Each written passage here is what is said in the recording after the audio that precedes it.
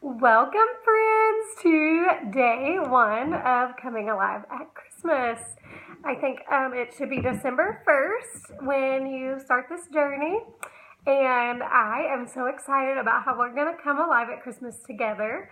I'm excited to see what the Lord has in store for us. And just so you know, I don't pre-plan these videos. I just pray and study and just see what the Holy Spirit has to say. So I'm excited to have you with me and for us to join. Had a crazy night last night. Tornadoes all around us in November, almost December. After a crazy week in Tennessee with wildfires, and it just makes you just desperate for the reminder of hope. So I am excited to cling to hope of the Christ of Christmas with you. So day one is all about how God is a God of details. And if you know me, I am terrible at details. I forget all the things. But I'm so grateful that there are people in the world who are good at details, and B, even more grateful that our God is a God who is in the details, the little and the big and the small and the large. He's weaving it all together. Did you like that hand motion? For his glory.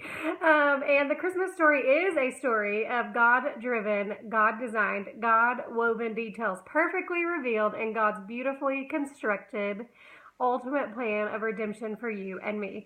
And the first detail of the Christmas story that we're going to talk about today is just came a prophecy from the book of Micah. If you've been reading Micah lately, you get spiritual points. But the book of Micah, chapter 5, verse 2, was a prophecy given hundreds of years before Jesus came. And this is what it says. But you, O Bethlehem, who are too little to be among the clans of Judah, from you shall come forth for me one who is going to be ruler in Israel, whose coming forth is from ancient days. Yes, from ancient days, glory, because he's from the beginning of time, the one who is coming forth.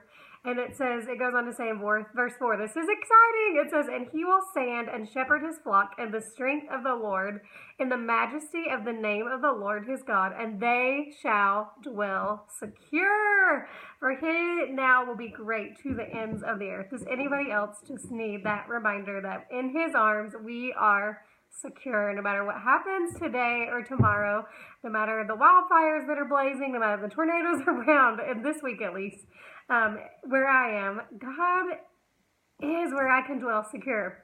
But he's a God who wove details. Bethlehem, a very tiny place, not even listed among the tribes of, it says, too little to be among the clans of Judah. And the way Jesus fulfilled this detail was that they had a census, and Joseph Mary had to go back to where Joseph was from, which was Bethlehem, so that Jesus was born there at that time in that place. That'd be like all of a sudden our president being like, hey, everybody go back to where you were born because we're going to take account of all of you. And that's what happened. It was this massive census. And I just recently was reading the book of Ruth, and I'm going to end on this. And in the book of Ruth, David comes from Ruth when she marries Boaz. And Ruth had followed her mother-in-law from Moab, the town she was from, to Bethlehem, the town where Naomi was from. And there she meets Boaz. There's this delightful, people try to make it into a love story, cracks me up. I don't know if it probably would not be a Hallmark movie, but it could be maybe. And Boaz marries Ruth, and they'll go on to have a baby, which then goes on to be the line that David comes from, and from David comes Jesus. That whole family line is all full of the details of God writing his glory story, and he is weaving those details out so much so that Jesus was born in Bethlehem as prophesied hundreds of years before. So just today, think about the details God is writing in your life with his pen.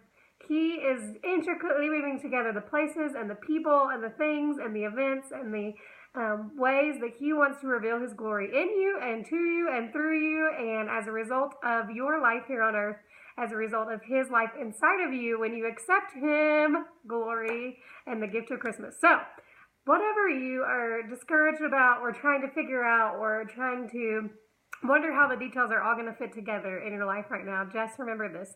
The same God, let me move that, who detailed the Christmas story is detailing your story and mine. Thanks for joining day 1. Come back tomorrow for day 2.